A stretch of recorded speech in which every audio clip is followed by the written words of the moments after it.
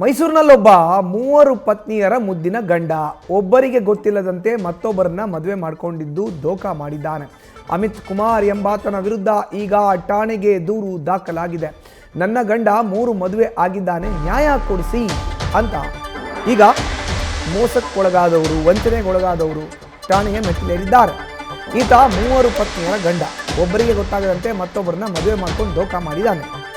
So Amit Kumar ಎಂಬಾತ, ಈತನ ವಿರುದ್ಧ ಈಗ ದೂರು ದಾಖಲಾಗಿದೆ. ನನ್ನ ಗಂಡ 3 ಮದುವೆ ಆಗಿದ್ದಾನೆ, ನ್ಯಾಯ ಕೊಡಿಸಿ, ಅವನಿಗೆ ಶಿಕ್ಷೆ ಆಗಬೇಕು ಅಂತ ಎರಡನೇ ಹೆಂಡತಿ ದೂರನ್ನ ಕೊಟ್ಟಿದ್ದಾಳೆ, ನ್ಯಾಯ ಕೊಡಿಸಿ ಅಂತ ನ್ಯೂಸ್ ಫಸ್ಟ್ ಮುಂದೆ ಅದನ್ನ ಕೂಡ ತೋಡ್ಕೊಂಡಿದ್ದಾರೆ.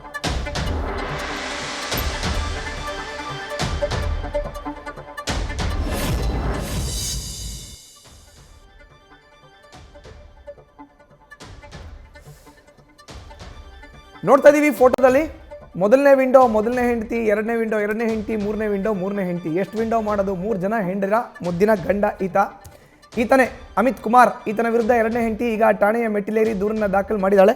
ಮೈಸೂರಿನಲ್ಲಿ ಬೆಳಕಿಗೆ ಬಂದಿರುವಂಥ ಘಟನೆ ಇದು. 3 ಹೆಂಡತಿಯರ ಜೊತೆ ಒಬ್ಬನೇ ಗಂಡ, ಕ್ಯಾಮ್ರಾಗೆ ಸೆಲ್ಫಿ ಪೋಸ್ ಬೇರೆ. ಮೊದಲ ಪತ್ನಿ ಜೊತೆ, ಎರಡನೇ ಪತ್ನಿ ಜೊತೆ, ಮೂರನೇ ಪತ್ನಿ ಜೊತೆ.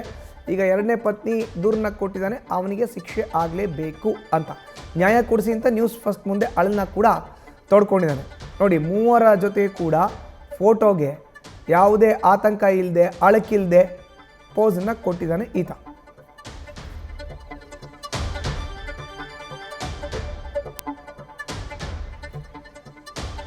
ಇನ್ನು ಅಮಿತ್ ಕುಮಾರ್ನ ಎರಡನೇ ಪತ್ನಿ ದೂರನ್ನ ಕೊಟ್ಟಿರೋದು. ದೂರುದಾರೆ ಜೊತೆ ನಮ್ಮ ಪ್ರತಿನಿಧಿ ರವಿ ಪಾಂಡವಪುರ ಮಾತುಕತೆ ನಡೆಸಿದರೆ, ಬನ್ನಿ ನೋಡೋಣ. ಅಂದ್ರೆ ಅದು ಮದುವೆ ಅಂತಾರೆ, ಆದ್ರೆ ಇಲ್ಲೊಬ್ಬ ಪುಣ್ಯಾತ್ಮ ಒಂದಲ್ಲ ಎರಡಲ್ಲ ಬರೋಬ್ಬರಿ 3 ಮದುವೆಗಳನ್ನ ಆಗಿದ್ದಾನೆ. ಅದು ಒಬ್ಬರಿಗೆ ಗೊತ್ತಿಲ್ಲಂತೆ ಮತ್ತೊಬ್ಬರನ್ನ ಯಾಮಾರಿಸಿ. ನಮ್ಮ ಜೊತೆ ಮದುವೆಯಿಂದ ಮೋಸ ಹೋಗಿರುವಂತಹ ಗೃಹಿಣಿ ಸದ್ಯ ಪೊಲೀಸ್ ಠಾಣೆಯಲ್ಲಿ ದೂರನ್ನು ದಾಖಲಿಸ್ಲಿಕ್ಕೆ ಬಂದಿದ್ದಾರೆ. ಅವರೇ ಇದ್ದಾರೆ, ಅವ್ರ ಕಷ್ಟ ಏನು, ಬನ್ನಿ ಅವ್ರನ್ನ ಮಾತಾಡ್ತಾ ಹೋಗ್ತೀನಿ. ಮೇಡಮ್, ತಮ್ಮ ಪರಿಚಯ ಮಾಡ್ಕೊಳ್ಳಿ, ತಾವು ಎಲ್ಲಿಯವರು, ಅವ್ರು ಯಾರು, ಹೆಂಗಾಯ್ತು ಮದುವೆ, ಈಗ ದೂರು ಕೊಡ್ಲಿಕ್ಕೆ ಯಾಕೆ ಬಂದಿದ್ರಿ, ದೂರಿಗೆ ನಿರಾಕರಣೆಗೆ ಏನಾಗ್ತಿದೆ? ಸರ್, ನಾನು ಮೈಸೂರೇ ಹುಟ್ಟು ಬೆಳೆದಿದ್ದಲ್ಲ. ನಾನು 2018ರಲ್ಲಿ ಕೆಲಸ ಮಾಡುವಾಗ ಒಂದು ಪ್ರೈವೇಟ್ ಕಂಪ್ನೀಲಿ, IT ಕಂಪ್ನೀಲಿ, ಅವರು ಅಲ್ಲಿ ನನ್ನ ಜೊತೆನೇ ಕೆಲಸ ಮಾಡ್ತಾಯಿದ್ರು. ಇಬ್ರಿಗೂ ಪ್ರೀತಿ ಆಯಿತು. ಲವ್ ಮಾಡ್ಕೊಂಡು ಒಂದು 2 ವರ್ಷ ಹೀಗೆ ಪ್ರೀತಿಯಲ್ಲಿದ್ವಿ ಸರ್, ಫ್ರೆಂಡ್ಶಿಪ್ಪಲ್ಲಿ. ಆಮೇಲೆ ನಂತರ ಮದುವೆ ಮಾಡ್ಕೊಳ್ಳೋದು ಅಂತ ಮನೆಯವ್ರನ್ನೆಲ್ಲ ಒಪ್ಪಿಸಿ ಮದುವೆ ಮಾಡ್ಕೋತೀವಿ. ರಿಜಿಸ್ಟರ್ ಮ್ಯಾರೇಜ್ ಆಗುತ್ತೆ ಮತ್ತು ಸಾಂಪ್ರದಾಯಿಕವಾಗೂ ಮದುವೆ ಆಗುತ್ತೆ. ಅದಾಗಿದ್ದ ನಂತರ ಸ್ವಲ್ಪ ಅವ್ರ ಬಿಹೇವಿಯರೆಲ್ಲ ಒಂಚೂರು ಬದಲಾವಣೆಗಳನ್ನ ನೋಟಿಸ್ ಮಾಡ್ತಾ ಹೋಗ್ತೀನಿ.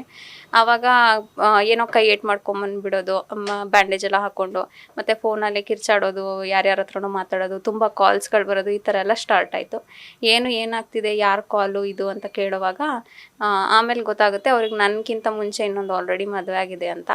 ಮದುವೆ ಆಗಿದೆ, ಯಾಕೆ ಈ ಥರ ನನಗೆ ಮೋಸ ಮಾಡಿದ್ರಿ, ಯಾವ ಹುಡುಗಿಗೆ ಯಾಕೆ ಮೋಸ ಮಾಡಿದ್ರಿ ಅಂತ ಸ್ವಲ್ಪ ಮಾತುಕತೆ ಆಗುತ್ತೆ. ಅದಾದಮೇಲೆ ಇಲ್ಲ, ನನಗೆ ಇಷ್ಟ ಇರಲಿಲ್ಲ ಮದುವೆ ಮಾಡ್ಕೊಳ್ಳೋಕ್ಕೆ. ನಮ್ಮ ತಾಯಿ ಸಂಬಂಧದಲ್ಲಿ ಅವರು ಮದುವೆ ಮಾಡಿರೋದು. ನಮ್ಮ ತಾಯಿ ಸೂಸೈಡ್ ಮಾಡ್ಕೊಳ್ಳೋಕ್ಕೆಲ್ಲ ಇದು ಮಾಡಿ ನನ್ನ ಬ್ಲ್ಯಾಕ್ ಮೇಲ್ ಮಾಡಿ ಮದುವೆ ಮಾಡಿಸಿದ್ದು. ಅವರು ನಾನು ಜೊತೆಯಲ್ಲೇ ಇಲ್ಲ ತುಂಬ ವರ್ಷಗಳಿಂದ. ಹಾಗಾಗಿ ಅದೇನು ತೊಂದರೆ ಆಗಲ್ಲ ಅಂತ ನೀನನ್ನು ಮದುವೆ ಮಾಡಿಕೊಂಡೆ.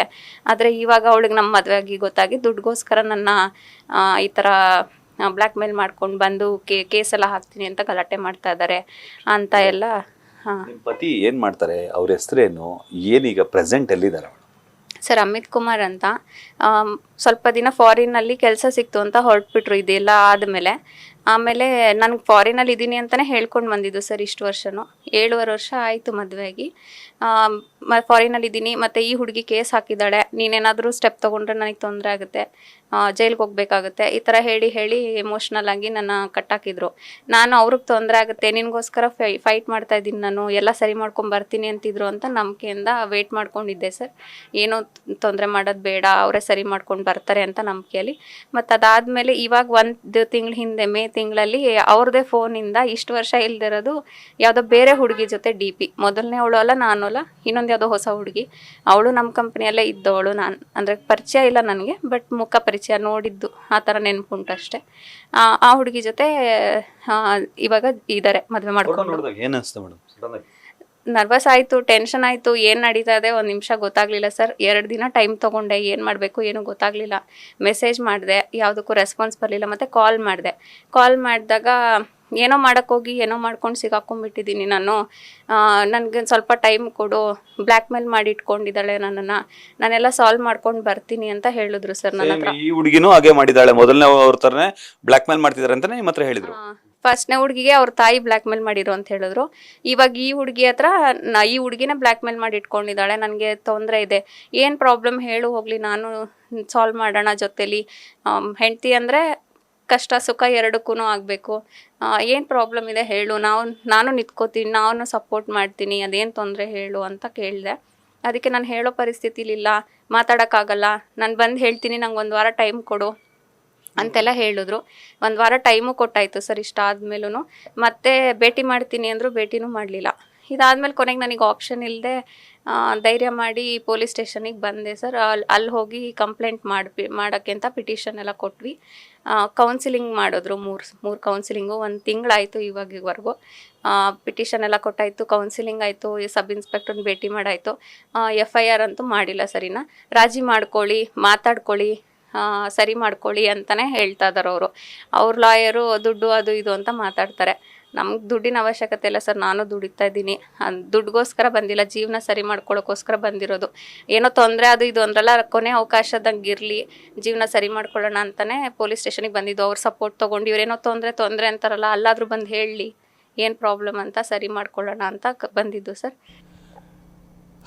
ಇದಿಷ್ಟು ನೊಂದ ಗೃಹಿಣಿಯ ಮಾತು. ಸದ್ಯ ನನ್ನ ಗಂಡ ನನ್ನ ಜೊತೆ ಇರಲಿಲ್ಲ, ಬೇರೆಯವ್ರ ಜೊತೆ ಇದ್ದಾರೆ, ಇದ್ರ ಜೊತೆಗೆ ನನ್ನ ಜೊತೆ ಬಂದು ಇರಿ ಅಂತ ಅಂದರೂ ಕೂಡ ಅವರು ಇರ್ಲಿಕ್ಕೆ ರೆಡಿ ಇಲ್ಲ. ಈ ಕಾರಣಕ್ಕಾಗಿ ಅವ್ರಿಗೆ ತಕ್ಕ ಶಿಕ್ಷೆ ಆಗಬೇಕು. ಪೊಲೀಸ್ ಠಾಣೆಯಲ್ಲೂ ಕೂಡ ನನಗೆ ನ್ಯಾಯ ಸಿಗ್ತಿಲ್ಲ, ಹಾಗಾಗಿ ನಾನು ನ್ಯಾಯಾಲಯದ ಮೊರೆ ಹೋಗ್ತಿದ್ದೀನಿ ಅನ್ನೋ ಮಾತನ್ನು ಹೇಳ್ತಾರೆ. ಕ್ಯಾಮ್ರಾಮನ್ ಕಾರ್ತಿಕ್ ಜೊತೆ Ravi Pandavapura, news first, Mysuru. News first ನಿರ್ಭೀತಿಯಿಂದ ನಿಮ್ಮ ಪರವಾಗಿ.